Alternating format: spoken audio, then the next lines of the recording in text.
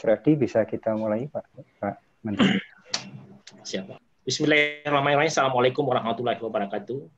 Waalaikumsalam warahmatullahi wabarakatuh. Yang terhormat Bapak Menteri Perhubungan Republik Indonesia, yang terhormat Bapak Dirjen Dikti sekaligus Ketua Umum Forum Dekan Teknik Indonesia, Bapak Pembahas Prof. Agus, Bapak Dekan, Ibu Dekan, anggota Forum Dekan Teknik seluruh Indonesia, dan hadirin sekalian. Puji syukur kehadirat Allah Subhanahu wa Ta'ala kita panjatkan pada pagi hari ini, oleh karena Bapak Menteri berkenan hadir di acara Forum Dekan Teknik Indonesia. Perlu kami sampaikan bahwa acara pagi ini adalah atas kerjasama antara Forum Dekan Teknik Indonesia, Kementerian Perhubungan, dan Ditjen Dikti. Kita berharap bahwa seperti apa yang disampaikan oleh Prof. Nizam, kegiatan ini akan memberi sesuatu yang bermanfaat bagi masyarakat Indonesia, khususnya di sektor perhubungan. Baiklah Bapak Ibu sekalian, pada hari ini dengan ucapan Bismillahirrahmanirrahim, saya buka acara FDTI Lecture Session Engineering in Action tahap pertama. Sebagai pembukaan atau sebagai awal, kita akan menyanyikan lagu kebangsaan kita, Indonesia Raya.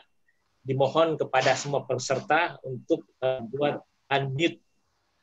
Kemudian mari kita simak secara bersama-sama lagu Indonesia Raya.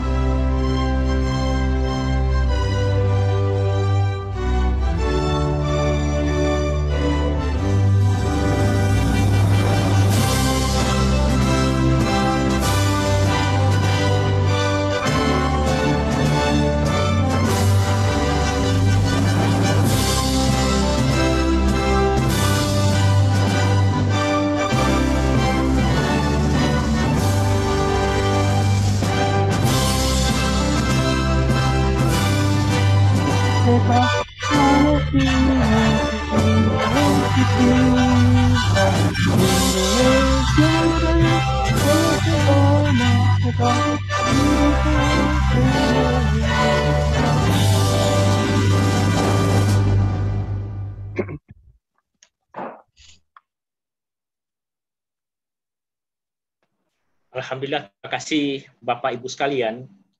Pada kesempatan ini saya akan sampaikan susunan acara pada kegiatan kita ini. Antara lain sebentar sambutan dari Ketua Umum FDTI yang juga PLT Ditjen Dikti. Yang kedua dari Bapak Menteri selaku keynote speaker dengan topik tantangan sektor transportasi memasuki new normal.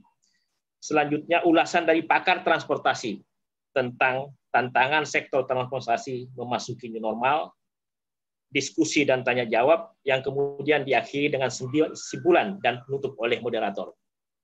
Bapak Ibu hadirin sekalian, perlu saya sampaikan bahwa nanti sebentar pada saat acara tanya jawab dimohon kepada peserta untuk menuliskan pertanyaan di chat yang kemudian nanti kami akan bacakan pertanyaan itu. Baiklah Bapak Ibu sekalian, mari kita sambut Bapak Ketua Umum FDTI yang juga Dirjen Dikti. Kepada Prof. Nizam kami persilahkan. Terima kasih Pak Sekjen, Istadi Zainal. Yang saya hormati dan kita semua banggakan Bapak Menteri Perhubungan, Insinyur Budi Karya Sumadi. Yang saya hormati rekan saya, sahabat saya, Prof. Agus Taufik Mulyono. Dan yang saya banggakan rekan-rekan Dekan Fakultas Teknik Seluruh Indonesia, rekan-rekan dosen Sivitas Akademika, dan juga yang saya sangat banggakan adik-adik mahasiswa sekalian. Assalamualaikum warahmatullahi wabarakatuh. Semangat pagi dan salam sehat untuk kita semua.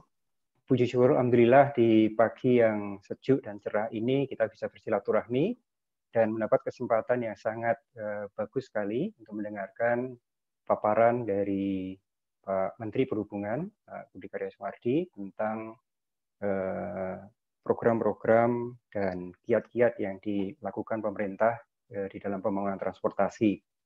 Kita tentu mengetahui dan sangat mengapresiasi bagaimana Kementerian Perhubungan selama ini telah banyak melakukan konektivitas Republik tercinta ini. Ribuan jalan dibangun, ribuan kilometer jalan dibangun, menghubungkan pusat-pusat produksi dengan pasar, dan membangun kesejahteraan masyarakat secara luas. Tentu ini tidak bisa hanya dilakukan oleh pemerintah pusat, tetapi juga seluruh pemerintah daerah dan masyarakat luas. Nah, Forum Dekan Teknik sebagai forum para dekan yang membuat perencanaan untuk pengembangan pendidikan, penelitian, dan pengabdian masyarakat, kita harapkan bisa bermitra dengan baik dengan pemerintah, dengan dunia kerja, dunia industri, dan dengan masyarakat. Dengan begitu, perguruan tinggi akan bisa menjadi mata air, akan bisa menjadi obor bagi masyarakat di dalam pembangunan ini. Kehadiran perguruan tinggi tentu akan sangat signifikan sekali, apalagi dari bidang teknik, yang kita bisa merencanakan dan menghasilkan lulusan-lulusan yang kompeten, lulusan-lulusan yang gayut dengan kebutuhan pembangunan, serta karya-karya penelitian dan pengabdian masyarakat kita bersama, termasuk juga mencerdaskan kehidupan masyarakat. Kami forum ini atau lecture series ini rencana akan kita adakan secara periodik, dan telah menanti jadwal kita untuk pekan depan ada Pak Menteri Ristek dan Ketua BRIN, Prof. Bambang Brojo. Kemudian juga setelah itu ada juga Pak Menko Perekonomian, Insinyur Erlangga Hartarto, dan juga beberapa menteri yang lain, termasuk Pak Mensesnek, Pak Erick Thohir, dan yang lain-lain. Ini kita harapkan memberikan wawasan pada kita semua dan mengalign kurikulum, program-program pembelajaran, program penelitian, dan pengabdian masyarakat kita dengan program-program pemerintah. Insya Allah dengan bergandengan tangan kita akan lebih mempercepat mengakselerasi pembangunan di tanah air tercinta dan meningkatkan kesejahteraan masyarakat secara bergotong royong. Kami mengaturkan terima kasih sekali pada Pak Budi Karya Sumadi di tengah kesibukan beliau menyempatkan hadir pada pagi ini untuk menyapa kita dan memberikan pemikiran-pemikirannya. Baik, dan juga pada Prof. Agus Taufik Mulyono, pakar transportasi kita, untuk berbagi pandangannya. Dan juga apresiasi dan terima kasih pada rekan-rekan semua yang telah hadir pada pagi ini. Mudah-mudahan ini menginspirasi kita semua dan mempererat persaudaraan fakultas-fakultas teknik di seluruh tanah air ini. Juga pada rekan-rekan yang bekerja di balik layar program ini, kita berikan apresiasi dan terima kasih. Mudah-mudahan ini mendapat ridho Allah SWT dan kita semua diberikan kemudahan di dalam mencerdaskan kehidupan bangsa dan membangun Indonesia yang maju. Terima kasih. Wassalamualaikum warahmatullahi wabarakatuh.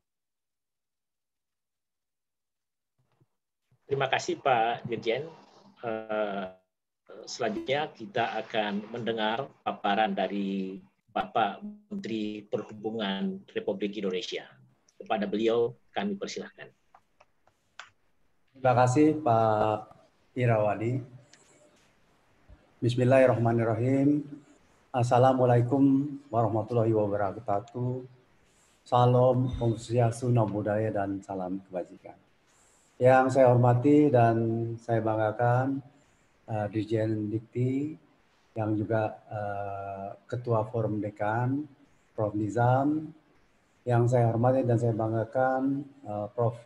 ATM, Pak Prof. Agus, dari Ketua MTI, yang saya hormati Dr. Irawadi, selaku Sekjen dari FDIPI, tentunya Bapak Ibu Dekan dari Sabang sampai Merauke, dari Miangas sampai Rote. Dan tentunya juga untuk adik-adik mahasiswa yang sempat mengikuti, teman-teman dari Dikti, teman-teman dari Perhubungan yang saya bangga dan saya cintai. Puji syukur kita panjatkan pada Allah Ta'ala bahwa kita bisa ketemu. Bagi saya rasa bangga bisa bicara di depan Bapak Ibu sekalian. Sekaligus saya mengapresiasi apa yang sudah dibuat oleh Forum Dekan ini. Karena seperti yang saya sampaikan tadi, obor atau mata air dari universitas ini sangat dibutuhkan pada tanah air. Bagaimana pandemi ini merasuk, membuat suatu negara kita seluruh dunia, dan alhamdulillah kita tidak termasuk yang buruk ya, kita lumayan baik. Dan untuk diketahui Pak Presiden itu hampir tiap hari melakukan vikon dengan kami untuk membahas terkait dengan ini. Nah, oleh karenanya ada yang namanya gugus tugas, itu adalah satu kendali dari bagaimana kita mengatasi COVID-19 ini. Bapak Ibu yang saya banggakan, Pak Presiden baru ini menyampaikan satu konsep mengenai new normal. Apa itu new normal?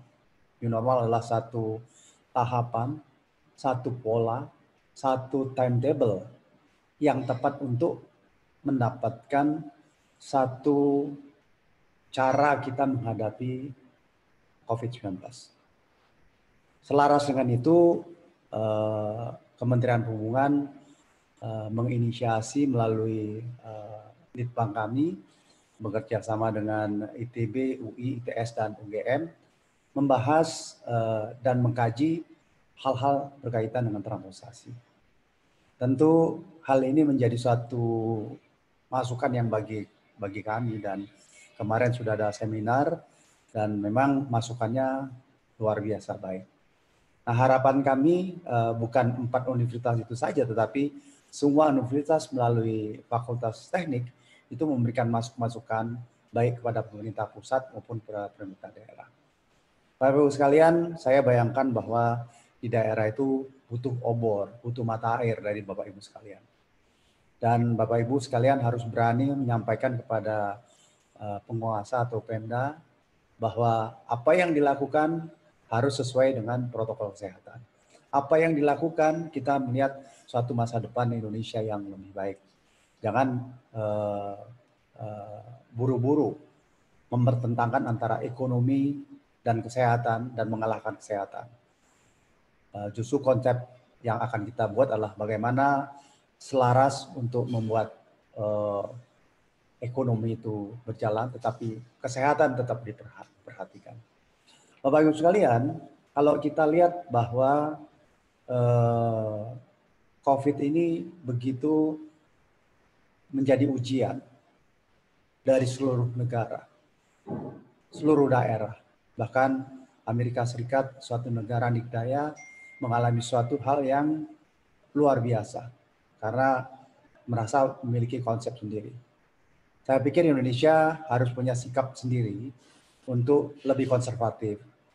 Karena maaf kata, banyak masyarakat kita belum terlalu pandai untuk berdisiplin. Ya. Nah, oleh karenanya kesertaan Bapak Ibu sekalian itu sangat dibutuhkan. Kita bayangkan bahwa, kita lihat bahwa mata pencaharian masyarakat sampai ke masyarakat yang paling kecil itu terganggu. Saya mendapat informasi kalau dulu tahun 98, 2008 di perbankan yang kolaps itu adalah korporasi. Sekarang ini yang kolaps adalah UMKM. Rakyat kita yang banyak. Rakyat kita yang hanya memikirkan hari ini harus mencari makan. Besok mereka tidak bisa bekerja. Nah, oleh karenanya harus ada suatu kesegeraan dari kita untuk menyelesaikan masalah ini. Bapak Ibu sekalian yang saya banggakan, saya memberikan suatu ulasan tentang apa yang terjadi di transportasi udara, di mana jumlah penumpang atau pergerakan flight itu menurun drastis. Kalau dari data BPS itu berkurang 85%. Kalau realnya di Soekarno-Hatta itu turunnya 90%. Artinya satu hari pergerakan yang tadinya 1.100 pergerakan satu hari untuk di Soekarno-Hatta hanya berlangsung dengan 100 pergerakan. Bisa dibayangkan bahwa itu suatu angin topan yang dahsyat, yang tidak direncanakan, tidak ada dalam skenario, tentu kita tergopoh-gopoh. Saya minta maaf bahwa pada saat pertama kali Kementerian Perhubungan didawuh untuk membuka Bandara Soekarno-Hatta, terpaksa ada 2 kali insiden. Karena memang di luar pemikiran, di luar tatanan itu. Nah, oleh karenanya kita memang harus berpikir jauh, berpikir tentang apa-apa yang terjadi. Sekaligus kita membuat suatu studi komparasi terhadap negara-negara yang sudah berhasil seperti Jepang, seperti Cina, bahkan Korea sempat ada second wave karena mereka terpaksa membuka sekolah lebih awal. Bapak Ibu sekalian, ini bukan saja udara, tetapi kereta api, pelayaran, ya, bus, ya, dan penyeberangan itu dapat goncangan yang luar biasa. Sehingga kita melakukan suatu operasi yang minimal untuk kemanusiaan, untuk membantu agar bencana ini tidak dalam lagi. Bapak Ibu sekalian, kita memang melihat bahwa vaksin COVID ini belum diketemukan. Dan juga kita tidak bisa memprediksi minggu depan, bulan depan, atau tahun depan, kita tidak tahu. Nah, oleh karenanya kita berpikir bahwa kita tidak boleh mengandalkan bahwa vaksin itu segera akan ketemu. Lebih baik kita berskenario worst skenario bahwa vaksin itu belum diketemukan dan kita membuat satu cara hidup baru, dan yang paling ampuh itu adalah bagaimana kita membatasi kontak antar manusia dan membuat hidup ini lebih berkesehatan, sehat, ya, sehat makannya, sehat olahraganya, sehat lifestyle-nya. Ya alhamdulillah saya juga merasakan bahwa ini harus kita ada suatu change ya dalam membuat pola hidup kita, dan saya pikir kalau perubahan itu terjadi di seluruh Indonesia, dimotori oleh Forum Dekan dengan pemikiran yang bagus, dengan berolahraga yang bagus, pasti ini memberikan suatu produktivitas yang lebih baik bagi Indonesia. Bapak Ibu sekalian, memang new normal ini membuat kita membuat skenario baru. Kita menjadi bermasker yang oleh warga Jepang ini sudah biasa. Ya. Kita baru sadar bahwa penularan lewat mulut, hidung, dan udara itu sangat kental. Kalau kita melakukan itu, pasti kita lebih higienis, ya. Jadi flu-flu itu tidak terjadi. Dan banyak lagi yang harus kita lakukan, menjaga jarak, dan membuat ini menjadi suatu kelaziman baru atau kenormalan baru, yang mungkin insya Allah menjadi budaya baru.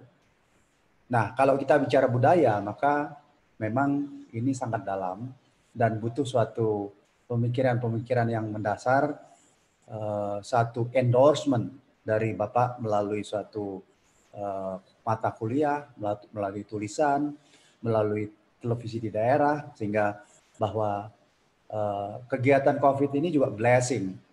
Blessing dalam arti kata kita dikejutkan dengan suatu malapetaka, tetapi sekaligus kita harus berpikir lebih keras. Bagaimana kita menghadapi ini untuk pola hidup kita. Bagaimana kita membuat transportasi kita lebih berkesehatan. Dan lebih enjoy adalah tidak terpikirkan kita mengadakan seminar seperti ini. Saya bisa bicara dengan teman-teman dari Unsrat, dari Uncen, ya, dan dari Syahkuala dan semuanya. Tidak terbayangkan. Jadi ini suatu blessing ya, satu amanah dari Tuhan Allah SWT bahwa kita harus menjalani sesuatu ini. Bapak Ibu yang saya bangga dan saya cintai, kalau kita melihat bahwa ini dari lama menjadi baru, masyarakat itu berubah. Kalau dulu transportasi itu kita akan populer kalau bisa menjadi facilitator, menjadi moda-moda yang mereka bisa berkumpul, bisa bersatu, bisa berkegiatan karena transportasi. Tetapi kita harus meregulate, mengatur kembali cara-cara yang sudah berlangsung lama, cara-cara yang sudah terpakai dengan suatu visibilitas yang terukur, cara-cara yang mungkin sudah menjadi satu kalkulasi dari operasional, semua itu berantakan dan semua itu harus diakhiri dan kita harus berpikir secara lebih komprehensif, memikirkan bagaimana prinsip-prinsip berkesehatan itu ada dalam konsep kita berpikir tentang transportasi. Secara umum, new normal memiliki dua sisi yang baik. Sisi yang baik yang pertama pasti kita membuat satu konsep agar konsep berkesehatan ini menjadi satu pola pemikiran. Pola apa yang akan diaplikasikan. Tapi di sisi yang lain, Pak Presiden selalu mengatakan, dan kami sudah memberlakukan di Kementerian, walaupun kita berpikir tentang COVID, walaupun kita berpikir tentang berkesehatan, tetapi apa yang menjadi amanah negara, apa yang menjadi amanah bangsa, kita harus jalankan. Bahwa kami harus menyelesaikan Bandara Toraja pada bulan Agustus, harus selesai. Kami harus memulai Bandara Nabire di Papua, harus dilaksanakan. Kami harus melaksanakan menyelesaikan Patimban yang akan diresmikan Desember, harus dilaksanakan. Kami harus melaksanakan suatu perbaikan Kuala Tanjung atau kegiatan ibu kota negara, kita harus laksanakan. Nah, oleh karenanya kalau kita mempunyai konsep, maka masalah baru, krisis fiskal, ketahanan pangan, dan sistem pendidikan bisa berjalan dengan baik. Bapak Ibu sekalian, tentu kita akan menghadapi tantangan terhadap konsep new normal dalam sektor transportasi. Karena apa? Kita harus menerapkan protokol kesehatan dengan jaga jarak, physical distancing. Tentu ini menjadi suatu hal yang tidak mudah karena akan ada regulasi baru, akan ada okupansi baru. Okupansi adalah sama dengan berbanding lurus dengan tingkat keekonomian suatu moda transportasi. Protokol kesehatan juga ini harus mengharuskan protokol di bandara, di terminal, di pelabuhan dengan cara-cara baru yang notabene costly. Satu sisi tidak efisien, di lain pihak memberikan suatu beban yang namanya cost. Tapi itu fakta bahwa tantangan berat yang kita hadapi, bahwa harus berjarak 1,5 meter, bahwa harus okupansinya menjadi 50%, bahwa ada satu syarat-syarat kesehatan yang harus ditentukan. Nah, semuanya ini membuat efisiensi itu berkurang dan cost itu bertambah. Nah, kita sebagai orang-orang teknik sudah saatnya, atau beberapa mungkin sudah, memikirkan bahwa pola keekonomian ini harus menjadi satu titik temu yang menjadi suatu pemikiran kita. Tidak boleh kita berpikir hanya teknis. Harus 50%, terserah kalian mau beroperasi atau tidak. Kami secara intensif tiap hari merapatkan barisan untuk memikirkan bagaimana keberlangsungan sektor transportasi ini dengan suatu tingkat visibilitas yang lebih rendah dengan cost yang lebih banyak dan tentunya tingkat keekonomian yang menurun. Apalagi pemerintah daerah membuat suatu pola-pola tertentu. Jakarta membuat surat izin keluar masuk DKI. Ya, mungkin pemerintah yang lain juga melakukan itu. Tidak ada salahnya, tapi itu kita jadikan sebagai hikmah untuk membuat hal-hal yang menjadi suatu amanah ini menjadi baik. Banyak cara untuk melakukan itu. Tentu cara-cara itu tidak biasa ya dilakukan pada masa sebelumnya. Di udara, ya mungkin kita harus mengharuskan para penumpang datang lebih awal untuk melakukan rapid test. Ya. Karena apa? Kita akan menaikkan okupansi dari 50% menjadi 70%. Untuk diketahui bahwa pesawat itu baru mencapai titik break even point di 65%. Belum kos-kos yang lain. Jadi kita dalam diskusi harus rapid test, bukan PCR ya. Kalau PCR itu lama, kalau swab test itu bisa beberapa menit. Tapi ada kosnya, tetapi cepat. Ya, jadi rapid test dan masuk. Nah, kita harapkan penerbangan yang sekarang ini hanya 10% bisa meningkat paling nggak 60%. Dan dengan terbangnya pesawat-pesawat ini ke timur, ke barat, ke utara, sampai Manado, sampai Sorong, sampai Medan, ini membangun suatu optimisme baru. Juga memberikan darah-darah segar bagi pergerakan-pergerakan yang terutama ada suatu pemerataan. Di sektor-sektor yang lain pasti juga memiliki masalah yang sama, MRT, LRT, kapal Roro, ya, kapal perintis, bus, kereta, semua yang memulai mengalami masalah karena pasti akan membuat ada tambahan modal, tetapi akan berkurangnya yang namanya okupansi. Maka saya akan bahas bahwa ini ada satu versus ya, physical distancing versus tarif. Jadi bayangkan physical distancing menurunkan okupansi, tarifnya sudah stagnan. Masyarakat kuatnya 10.000. KRL di Jakarta itu 8.000 kita pertahankan. Subsidi pemerintah 1 triliun di situ.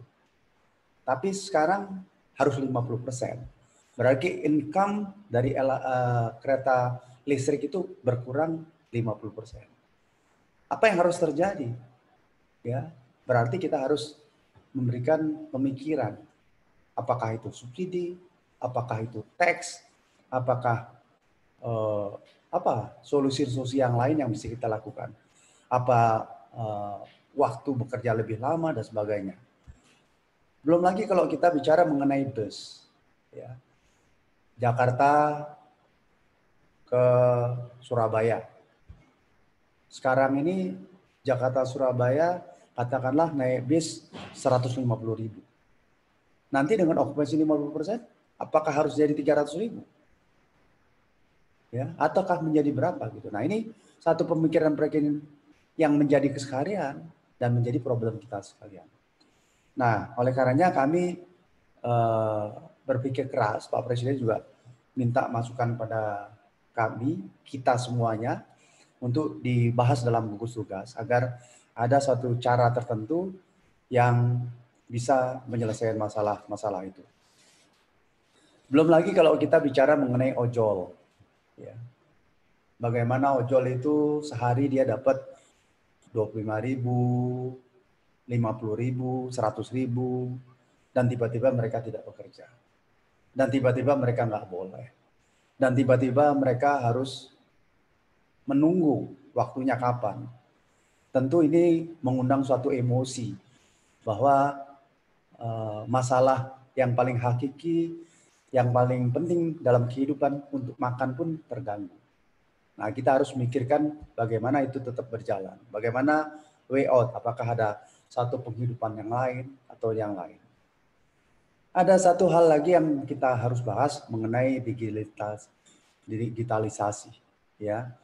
Jadi kita harus melakukan meminimalkan kontak, ya. Dan saya pikir beberapa sektor seperti perhubungan udara sudah menjadi suatu kebiasaan. Dia menggunakan ticketing, boarding pass dan sebagainya, ya.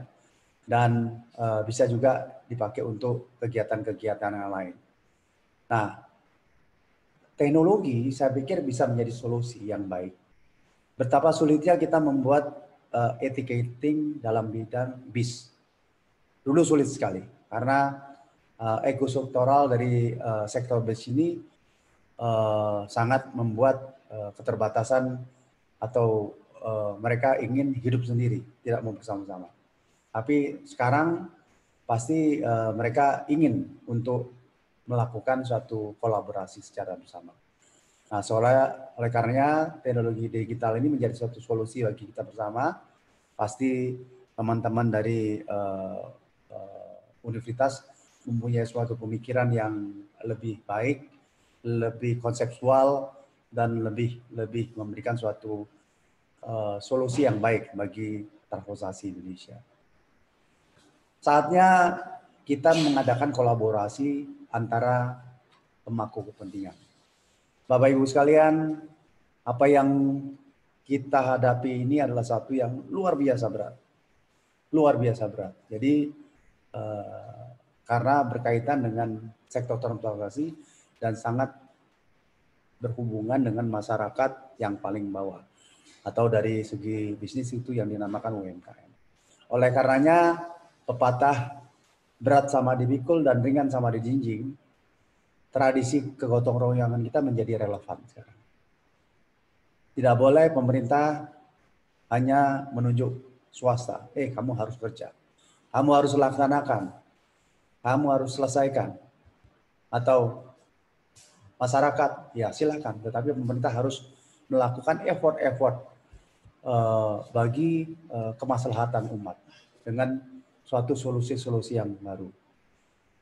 Nah, saat ini saya pikir sangat relevan saya sampaikan bahwa di perguruan tinggi, saya ingat semasa sekolah ada yang namanya Tridharma Perguruan Tinggi, di mana kegiatan penelitian, pengembangan, mitigasi menjadi suatu keseharian dari Bapak Ibu sekalian. Marilah Tridharma Perguruan Tinggi kita lakukan untuk memberikan suatu solusi, memberikan makna baru bagi masyarakat, bagi bangsa, bagi rakyat yang kecil, bagi UKM, bagi ojol, ya, bagi pedagang-pedagang. Kita memberikan solusi. Bisa itu dikatakan sebagai langkah-langkah kecil, memberikan solusi bagi pedagang kopi. Tetapi ada jutaan pedagang kopi yang bisa selesaikan. Bagaimana kita bisa, walaupun kita sarjana teknik, memberikan solusi bagi bakul-bakul gudeg, bakul-bakul nasi rames, tetapi ini menyangkut banyak orang. Ya, Bapak Ibu sekalian, saya pikir apa yang kita harus lakukan adalah membangun transportasi yang lebih higienis, lebih humanis, ya, dan tentunya less contact, ya, dan kita harus membuat transportasi publik ini walaupun akan lebih mahal, harus lebih eksis. Harus bisa memberikan suatu solusi bagi bangsa, terutama bagi rakyat banyak.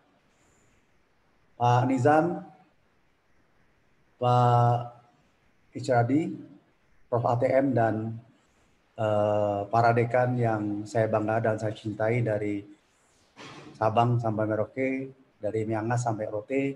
Saya bangga bisa bersama-sama Bapak Ibu sekalian. Semoga apa yang kita bahas hari ini bisa bermakna dan bisa menelurkan pemikiran-pemikiran bagi masyarakat di sekitar kita. Sekian, wassalamualaikum warahmatullahi wabarakatuh. Salam, Om Swastiastu, Namo Buddhaya, salam kebajikan. Terima kasih. Terima kasih Bapak Menteri Perhubungan Republik Indonesia, luar biasa. Dari pemaparan beliau, kita dapat memetik bahwa COVID-19 kita tidak tahu kapan berakhirnya.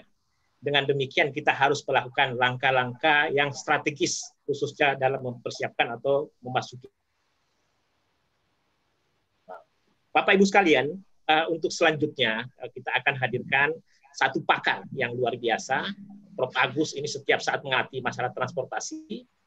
Dan mudah-mudahan di Forum Dekan Teknik Indonesia ini yang kesemuanya banyak pakar sebenarnya bisa memberi solusi kepada rakyat dan bangsa Indonesia.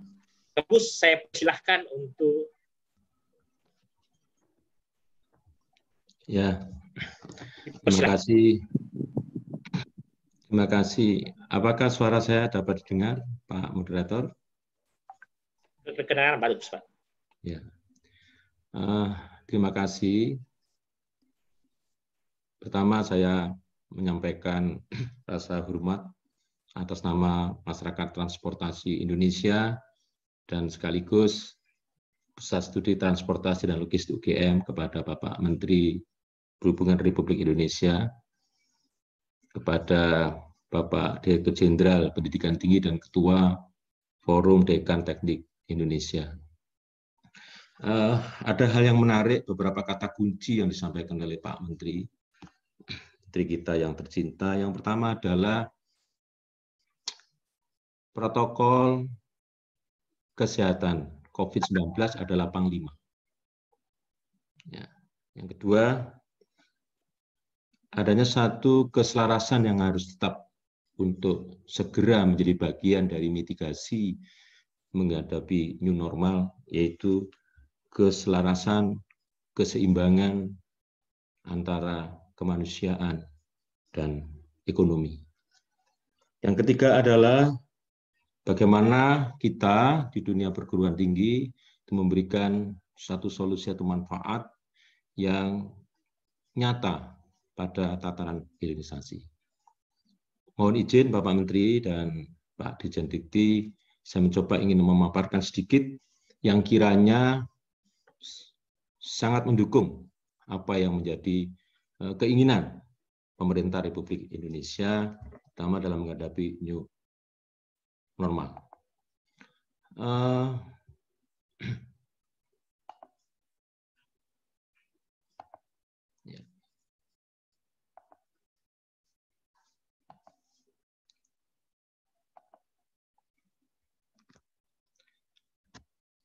Saya mencoba untuk memberikan satu tanggapan kepada apa yang disampaikan oleh Pak Menteri Perhubungan, yaitu kata-kata kunci yang disampaikan oleh beliau itu sebenarnya itulah menjadi tugas kita bersama.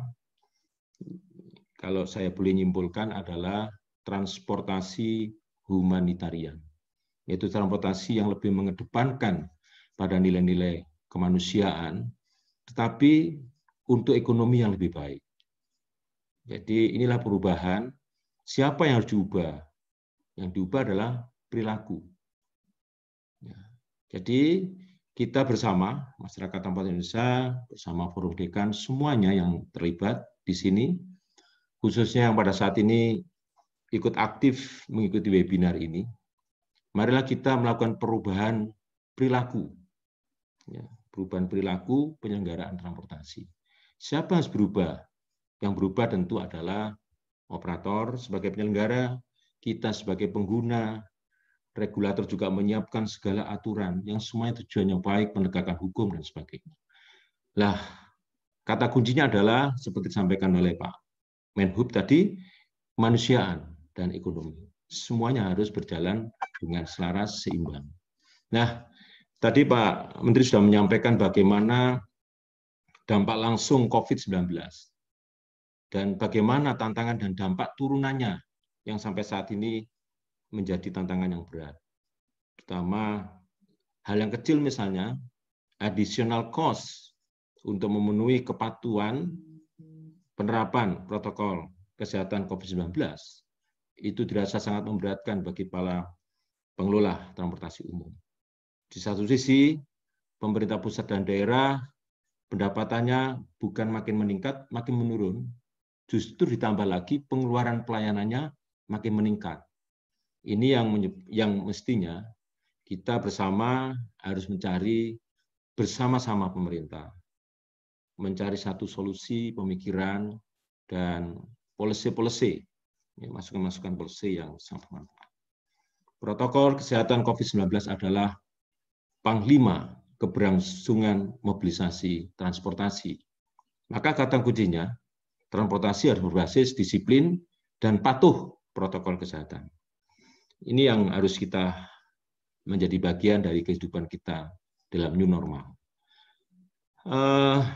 Bapak Menteri Perhubungan tadi menyatakan, kalau beliau mengatakan berantakan, jadi sekarang sudah menjadi berantakan, tetapi mari kita tata kembali. Oleh karena itu, kalau teori-teori ilmiah, Bapak Menteri, kawan-kawan, dekan, dosen, mahasiswa, semua yang ada di sini, kalau teori ilmiahnya kan paradigma transportasi itu kan selalu mengatakan berkelanjutan, berkesinambungan, berkeselamatan, beramah lingkungan. Tetapi saya sering menyampaikan kepada Bapak Menteri, itu kalau di lapangan itu Pak Menteri, itu ada hal yang perlu kita realkan. Transportasi berkeadilan, transportasi bermoral, beretika, transportasi yang humanis dan santun, transportasi beradab dan manusia. Jadi antara fakta lapangan dan teori-teori ilmu pengetahuan itu selalu kita imbangkan ya, di dalam kehidupan bertransportasi, dan itu kita lihat kebijakan-kebijakan Pak Menhub itu luar biasa, sudah banyak yang sudah dilakukan. Kalau saya ceritakan satu persatu tidak mungkin di dalam pertemuan ini. Tapi kata kuncinya adalah Kementerian Perhubungan sudah mencoba untuk menyeimbangkan bagaimana pemahaman paradigma transportasi dalam sisi ilmu pengetahuan dan bagaimana paradigma transportasi dalam sisi fakta lapangan. Tetapi dengan datangnya tiba-tiba COVID-19, datang tiba-tiba COVID-19 dan belum mau pergi-pergi sampai hari ini, maka semua tataran tadi menjadi ambiar. Ya, menjadi ambiar. Maka satu pilihan yang kira-kira bisa menyelamatkan kita adalah bagaimana kita menyelaraskan nilai kemanusiaan dan ekonomi lebih baik. Nah, oleh karena itu jembatannya adalah transportasi humanitarian. Tadi disebutkan oleh Bapak Menteri Perhubungan bahwa transportasi kita itu harus sehat, harus bersih, harus humanis, harus nyaman, selamat, cerdas, dan adil. Cerdas ini karena kita harus mampu memberikan edukasi kepada publik bagaimana harus patuh kepada protokol kesehatan. Ini adalah satu bagian cerdas. Tetapi ingat bahwa karena yang hadir di sini adalah sebagian besar Pak Menteri itu adalah para akademisi. Maka nilai kemanusiaan itu sesungguhnya tidak terlepas dari persoalan edukasi, yaitu bagaimana kognitif, bagaimana afektif, bagaimana psikomotorik. Itu semuanya ada di dalam nilai-nilai kemanusiaan. Ketika bicara cerdas, kita bicara perilaku, ketika bicara kita harus sehat. Itu ada. Ini harus kita bangun. Ya, saya rasa saya melihat juga konsep Pak Dirjen Dikti di dalam mencerdaskan perguruan tinggi ke depan, itu juga akan bagaimana berpendidikan yang humanitarian. Ya, yang kita tuju, sesuai apa yang disampaikan Pak Menteri, yaitu ekonomi lebih baik. Ekonomi lebih baik menurut kami adalah bukan ekonomi yang sifatnya komersial, bukan ekonomi yang lebih mengedepankan keuntungan, bukan ekonomi yang lebih mengedepankan satu benefit sebesar-besarnya. Ternyata ekonomi lebih baik ke depan itu kalau dibangun dengan nilai-nilai kemanusiaan itu melalui transportasi humanitarian adalah ekonomi yang humanistik company, yang conscious capitalism, Keynes business, benefit corporation, dan firm of investment. Artinya bahwa kita harus mampu mentransfer yang namanya kemakmuran itu adalah kebahagiaan dan kesehatan. Dan itu dibangun dengan satu pola ekonomi yang berbisnis kebaikan, yang berkooperasi di dalam pembagian yang berkeadilan, dan menggunakan hati di dalam memanage company. Ini adalah satu perubahan yang tentu di new normal sebagai hikmah dari tidak mau perginya COVID-19 ini. Inilah harapan kami di dunia perguruan tinggi. Saya rasa apa yang saya sampaikan itu tidak jauh atau bahkan mendukung apa yang menjadi pemikiran dan harapan Pak Menteri. Nah, oleh karena itu, izinkanlah saya menyampaikan perubahan perilaku operator dan user. Ya, tadi Pak Menteri sudah menyampaikan, kita sudah melakukan policy aturan PSBB, larangan mudik, larangan balik. Ya. Kita lihat sinergitas dan efektivitas kebijakan berbagai pihak pengambil keputusan sudah berjalan. Ya. Kemudian kita juga melakukan monitoring evaluasi bagaimana implementasi policy tadi. Itu sudah dilakukan. Pergerakan orang, jumlah terpapar COVID, ya, walaupun sekarang dalam tanda petik masih signifikan. Tentu kita memerlukan adaptasi perilaku, adaptasi ekonomi. Nah, impact sudah kita lakukan. Kita evaluasi impact-nya. Ternyata perilaku belum siap. Ya, transportasi tersendat. Distribusi logistik macet. Ekonomi jatuh bebas. Ya. Ini adalah tantangan. Ya, ini bukan satu problem menurut kami. Ini adalah tantangan kita bersama. Dunia akademisi harus berada di situ. Dunia akademisi harus berada bersama-sama pemerintah. Nah, oleh karena itu, marilah kita melakukan lesson learn, melakukan evaluasi pembelajaran, mengamati kajian-kajian yang sudah sukses. Ya. Ada lesson learn yang kita bercenderung melihat persoalan-persoalan yang improving, persoalan-persoalan yang menuju kebaikan. Tapi ada juga lesson learn yang kita amati itu adalah persoalan-persoalan yang worsening. Nah, tadi saya sampaikan, apa yang saya sampaikan Pak Menteri adalah ke depan kita perlu keseimbangan perilaku new normal. Inilah kata kuncinya apa yang disampaikan. Oleh karena itu, kami dari dunia akademisi, Pak Menteri, tetap mendukung apa yang disampaikan Bapak, bahwa protokol kesehatan pandemi adalah panglima yang mengatur kesehatan dan keselamatan perilaku penyelenggaraan transportasi.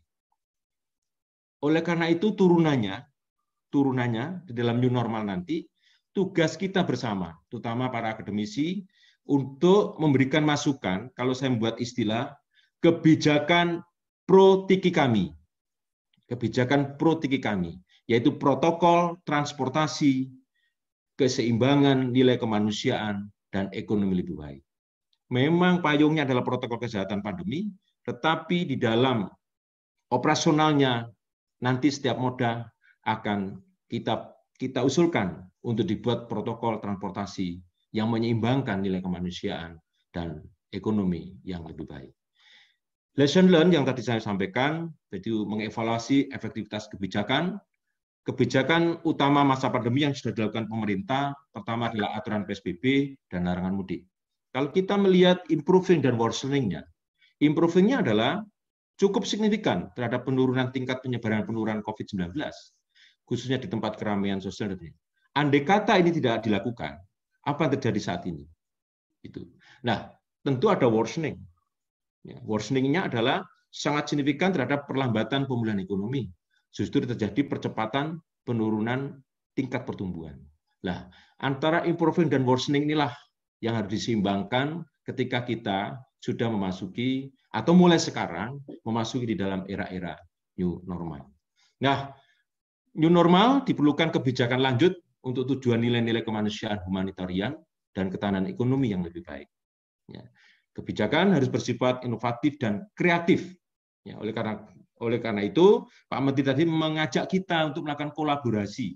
Ya, beberapa minggu yang lalu sudah dilakukan kolaborasi sebagai pionir antara Balitbank Kementerian Perhubungan dengan 4 perguruan tinggi, yaitu UI, ITB, UGM, dan ITS. Tetapi tidak menutup kemungkinan di dalam perjalanannya akan dimulai juga dengan perguruan tinggi yang lain, sehingga kawan-kawan siap untuk melaksanakan amanah ini. Oleh karena itu, opsi kebijakan saat new normal, ya, tadi opsi 1, kita ingin mengedepankan pemilihan ekonomi misalnya, tetapi sensitif dari sudut kemanusiaan. Kalau opsi kedua, kalau kita ingin lebih mengedepankan misi kemanusiaan, sensitif dari sudut pemulihan ekonomi. Maka tadi apa yang selaras disampaikan oleh Pak Menteri sangat cocok, sangat terasa, dan sangat kita harapkan, dan ini adalah memerlukan kolaborasi perguruan tinggi, yaitu Opsi 3, utamakan nilai kemanusiaan untuk ekonomi yang lebih baik. Inovasi untuk menghadirkan keduanya. Maka inilah yang nanti akan kita bawa dalam kehidupan new normal, yaitu transportasi humanitarian yang sehat, yang bersih, yang humanis, seperti disampaikan Pak Menteri tadi, yang nyaman, selamat, cerdas, dan adil. Yaitu dengan melalui membangun nilai kemanusiaan untuk ekonomi yang lebih baik. Nah, tentu banyak hal yang harus kita lakukan bagi perguruan tinggi, khususnya bagaimana prinsip kebijakan dan pengaturan new normal ke depan. Karena sesungguhnya skenario new normal itu ada dua. Ada new normal pasca pandemi, ada new normal saat pandemi. Nah, ini adalah PR kita. Ya, di dalam kehidupan bertransportasi, tentu ini adalah menjadi sangat penting.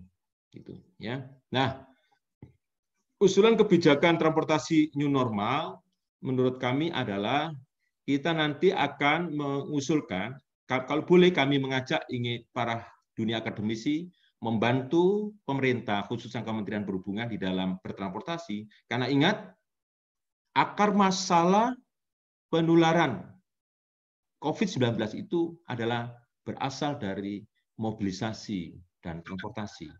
Inilah yang seharusnya kita jaga, kita kendalikan. Pendekatan pengaturannya bisa dilihat dari spasial, dilihat dari waktu, dan dilihat dari kondisi. Ya. Nah, oleh karena itu, prinsip humanitarian, transportasi humanitarian, atau dengan pendekatan nilai kemanusiaan itu, menurut kami, ada dua hal yang harus kita lakukan.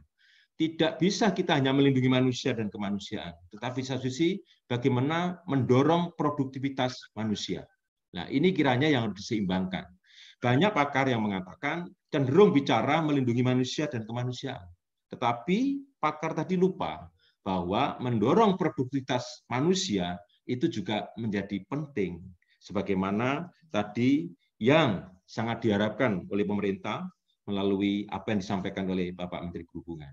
Jadi, setiap individu atau badan hukum penyedia mobilitas wajib melindungi manusia dari benda yang hilang atau menurunkan kualitas dasar dari objek yang diangkut. Sesuai kewenangan dan kemampuannya setiap individu dan badan hukum wajib berperan di dalam menyediakan akses mobilitas untuk kemanusiaan. Akses mobilitas inilah sebagai media mendorong produktivitas manusia. Oleh karena itu, kami mencoba untuk memperkenalkan bagaimana konsep itu dari lihat spasial, dari lihat waktu, dan dari lihat kondisi.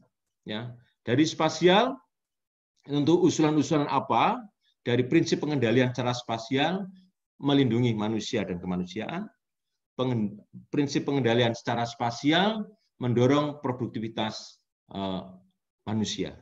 Ya. Ini tidak mungkin saya bacakan satu persatu, tetapi minimal paparan ini bisa dilihat oleh kawan-kawanku semua, para akademisi. Disinilah kira-kira kita bisa berperan apa. Demikian pula waktu, ya, bagaimana kita mengatur waktu di dalam prinsip pengendalian secara waktu di dalam bertransportasi. Ya. Kemudian yang ketiga adalah kondisi. Kata kuncinya adalah prinsip pengendalian secara kondisi untuk melindungi manusia dan kemanusiaan itu bagaimana? Prinsip pengendalian secara kondisi untuk mendorong produktivitas manusia itu bagaimana? Semuanya di dalam bingkai transportasi. Dan mungkin analogi pemikiran ini dapat diterapkan untuk istilah lain. Kita boleh new normal, tetapi new normal harus better. Kata better tidak boleh terpisahkan dari new normal. Sehingga kami mengusulkan perhubungan ke depan adalah new better normal. Nah, ini adalah tanggung jawab kita bersama. Bukan hanya tanggung jawab Pak Menteri Perhubungan. Ya, kita sebagai akademisi memiliki tanggung jawab ke sana, bersama-sama, berkolaborasi. Nah, sebagai kata penutup, saya sampaikan bahwa pelembagaan nilai kemanusiaan menempatkan sektor perhubungan dalam kedudukan baru di atas layanan publik serta layanan universal. Pelembagaan tersebut membuka peran serta konsolidasi sumber daya negara, korporasi, komunitas, dan individu untuk perlindungan manusia dan kemanusiaan. Transformasi korporasi diperlukan untuk menjadi humanistic company, conscious capitalism, kind business, benefit corporation, freedoms of environment di dalam pengembangan sektor transportasi. Demikian yang bisa saya sampaikan secara prinsip bahwa masyarakat transportasi Indonesia, dunia akademisi, seluruh perguruan tinggi, mari kita berkolaborasi bersama bagaimana mewujudkan dan bagaimana kita memberikan masukan di dalam perubahan perilaku penyelenggaraan transportasi yang mengedepankan nilai-nilai kemanusiaan untuk ekonomi yang lebih baik. Mohon maaf apabila ada kata, kalimat, ucapan yang kurang berkenan di hati Bapak Menteri Perhubungan, Bapak Dirjen dan seluruh yang hadir di sini. Terima kasih, saya kembalikan kepada moderator.